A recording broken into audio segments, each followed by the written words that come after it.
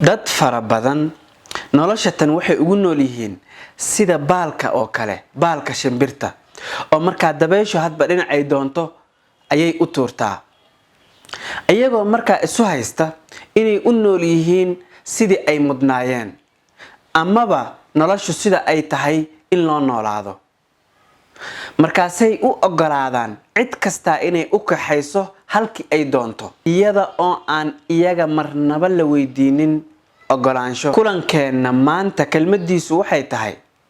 waa kuma darawalka noloshaada. Assalaamu calaykum waraxmatullaahi wabarakaatuh.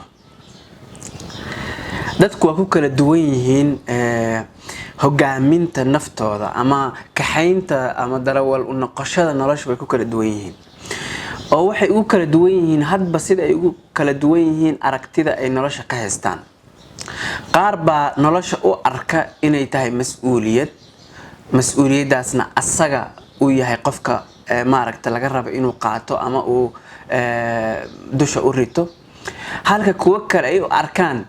in ay yihiin kuwa wax lagu falo mafcuul bihi ay yihiin oo kaliya taa dadka kale kaliya ay wax ku sameeyaan isaga, ay ka farxiyaan, ka qosliyaan, ka xanaajiyaan, xilligay doonaan ay kelimad kaliya intay ku yiraahdaan todobada samo ay kor u dhaafiyaan, xilligay doonaan kelimad kaliya intay ku yiraahdaan todobada dhul ay hoos u dhaafiyaan. yacni kulligiis wuxuu ku xiran yahay banaanka. marka labadaas qofood maadaama ay kala duwan yihiin, aragtida ay nolosha ka haystaan ay kala duwan tahay, sidaas si lamid ayuu hogaanka noloshooda iyo naftoodana u kala duwanaanaysaa. halka qofka koowaad uu asaga noloshiisa hogaankeeda qabanayo oo uu xakamaha u qabanayo, uu isaga yahay midka wax dooranaya, isaga uu yahay midka wax diidaya, isaga uu yahay midka wax doonaya, isaga uu yaqaano meeshuu ku socdo iyo waxa uu rabo iyo siduu u gaari lahaa. yacni si kooban aan leenahay uu yahay qof leh ogaal iyo garasho u leh noloshiisa, ayaa midka kale waxa uu noqonayaa qof aan intaa midna lahayn oo doonis aanan lahayn, doorasho aanan lahayn, aqoonin meeshuu ku socdo waxa uu rabo. sidaa daraaddeed ayaa dadku sida ay rabaan ayay ka yeelayaan, waa ay raranayaan, way ka faa'iideysanayaan, markaasuu u dhibtoonayaa, u rafaadayaa, hadhowtina niyad jab iyo dhibaato un kaliya ayuu ka soo hoyayaa. remote controlka waxa u haynaya dadka kale marka meeshay doonaan geynayaan. tusaale ahaan hadda maalan haddii gurigaaga dhalada kuu taala ama shaashada aad wax ka daawato, remote controlkiisa iyo fiilada channelada aad ka daawanaysaa kulli laga xukumo dariska ka waran. ma awooda inaad daawato channel uusan dariska daawanaynin, ma awooda inaad daawato barnaamij uusan rabin dariska, waa maya. sababtoo ah waxa hogaanka kuu haya oo darawal ka ah TV-gan iyo dhaladan wax laga daawanayo dariska darawal ka ah, adiga kama ahid. sidaas si lamida ayaa dad fara badan iyagana noloshooda waxaa darawal uga ah dad kale u wada. adiga waa inaa xilligan seexatid, waa inaa xilligan soo kacdid, waa inaa waxaan baratid, waa inaa sidaan yeeshid. dad kala duwana ayaa darawal ka ah oo waxaa darawal u ah maalan asxaabtiisa, ama waxaa darawal u ah ehelkiisa iyo qaraabadiisa, ama waxaa darawal u ah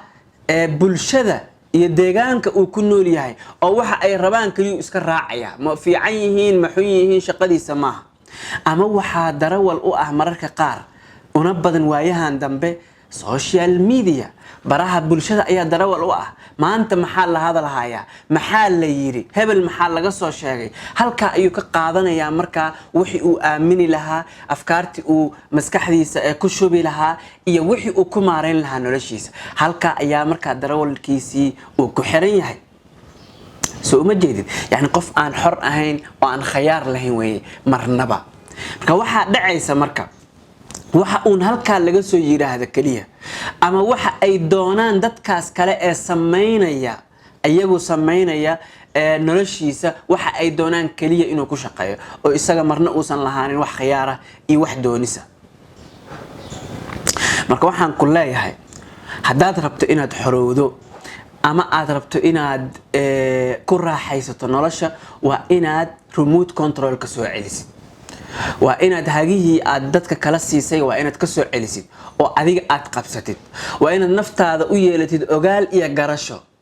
waxa ku sahlaanaysa markaas inaad hagtid waxa ku sahlaanaysa markaas inaad wadidood ka haysatid noloshaadi ood baratid xirfadaha iyo mahaaraadka skillska ku suurtagelinaya inaad naftaada hanato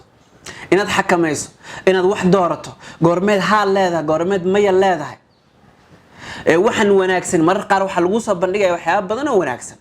qayb wax kasto wanaagsan kuma anfacayaan wax kasto wanaagsan oo ku anfacayana hadda kuma anfacayaan waa ina saas u kala garan karto goormaan garanaya waa goorta aan haysto aniga remote controlka waa goorta aan haysto aniga xakamaha noloshayda waa goorta aan anigu naftayda u taliyo waa goorta aan tala ku leeyahay naftayda sida laga dhigayo qof baa waxa arkaysa kulli go'aamadiisa oo dhan iyo talooyinkiisa oo dhan meel kale ay ku tiirsan yihiin hal daqiiqo xataa iskuma dhibayo inuu fakaro is yiraahdo niyo go'aankan muxuu ka bedeli karaa noloshaada arintan wanaagsan ee lagu soo bandhigay adiga dan ma ku tahay haday dan ku tahay haddadan miya dan ku tahay mise hadda xilligeedii lama joogo isma dhibayo khalaas waa dhiibay maskaxdiisii waa hoggaansan yahay sida maaragtay faraska macnaha liijaanka iyo hoggaanka iyo xakamaha loo hayo kale oo hadba dhinaci loo jeedi u jeesanayo kale ayuu yahay asagoo qof bini aadam ah oo ilaahay u karaameeyay oo ilaahay khiyaar uu siiyay uu yahay ogow noloshu waxay ku macdahay marka aad garanayso waxa aad rabto iyo goorta aad rabto marka aad xor u tahay inaad qaadato go'aamadeeda marka aad xor u tahay inaad adiga samayso doonistaada ee aadan dad kale ku shaqaynayn ra'yigooda ciday dooni ha ahaadaan waxaadna ogaataa macaanka dhabta ah ee noloshu leedahay iyo quruxdeeda marnaba arki maysid inta gaariga noloshaada darawal kale uu wado ee aadan adigu wadin xakamihiisana aadan hayn soo celi xakamaha noloshaada noqo darawalka naftaada si aad wax badan uga bedesho noloshaada una dhadhamiso macaanka nolosha ay leedahay iyo xorriyadda iyo khiyaarka intaba mahadsanid